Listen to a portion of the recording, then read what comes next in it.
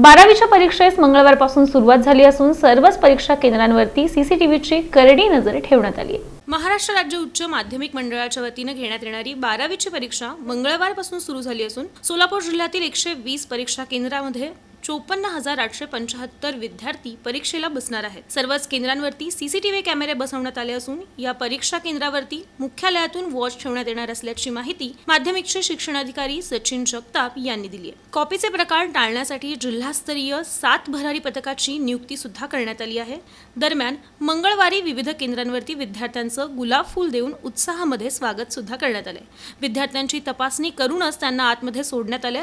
Number पाहण्यासाठी notice बोर्डावरती मोठी गर्दी दिसून आली। वेळेच्या आधीच विद्यार्थी परीक्षा केंद्रावरती दाखल झालेले होते। अनेक विद्यार्थ्यांचे पालक देखील परीक्षा केंद्रावरती आल्याचं यावेळी दिसून आलं। काही विद्यार्थ्यांच्या चेहऱ्यावरती आनंद दिसत होता तर काहींच्या चेहऱ्यावरती टेन्शन दिसून आले।